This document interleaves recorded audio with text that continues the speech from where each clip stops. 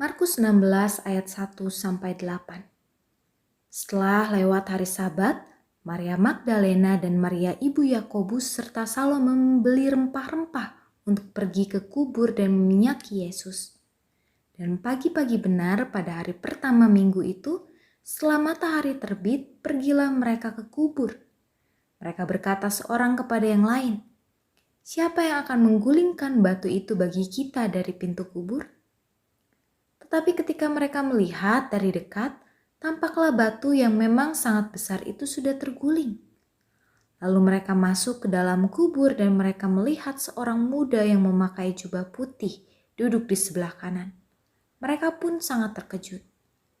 Tetapi orang muda itu berkata kepada mereka, "Jangan takut. Kamu mencari Yesus orang Nazaret yang disalibkan itu. Ia telah bangkit. Ia tidak ada di sini.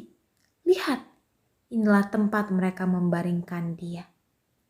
Tetapi sekarang pergilah, katakanlah kepada murid-muridnya dan kepada Petrus. Ia mendahului kamu ke Galilea. Di sana kamu akan melihat dia, seperti yang sudah dikatakannya kepada kamu." Lalu mereka keluar dan lari meninggalkan kubur itu, sebab gentar dan dahsyat menimpa mereka. Mereka tidak mengatakan apa-apa kepada siapapun juga karena takut. Dengan singkat mereka sampaikan semua pesan itu kepada Petrus dan teman-temannya.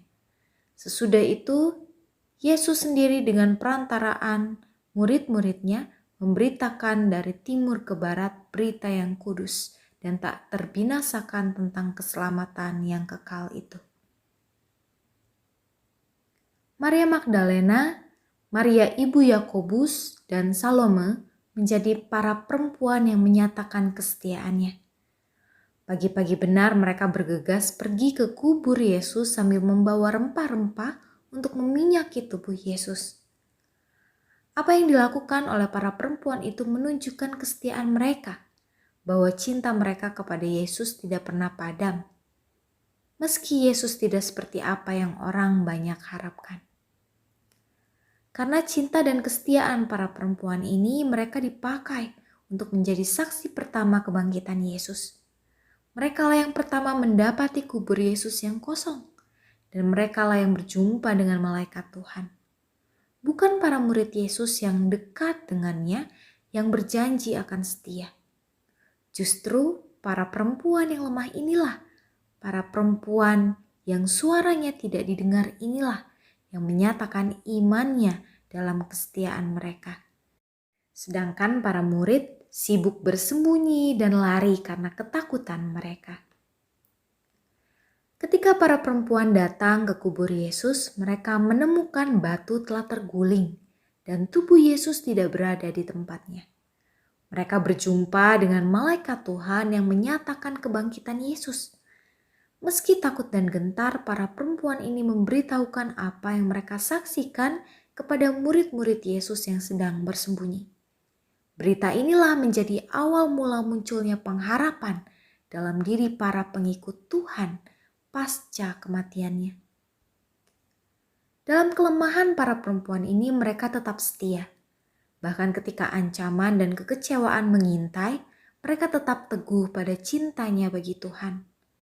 Melalui perenungan hari ini kita belajar dari para perempuan ini. Bagaimana cinta kasih bukan hanya diberikan kepada Tuhan, karena ia melakukan kuasa seturut dengan apa yang kita harapkan. Tapi kiranya cinta itu tetap hadir dalam wujud kesetiaan, bahkan ketika kehendak Tuhan tidak seperti apa yang kita bayangkan. Bahkan ketika kita menghadapi pergumulan kehidupan. Karena Allah benar-benar punya kuasa, dan ia dapat memakai kita menjadi saksi kuasanya jika kita mau menyatakan kasih dan kesetiaan kita baginya. Kiranya kebangkitan Yesus bukan hanya sebatas perayaan yang berlalu begitu saja, namun juga dapat memberikan kita kekuatan dalam menjalani kehidupan sebagai pengikutnya. Tuhan menyertai kita. Amin.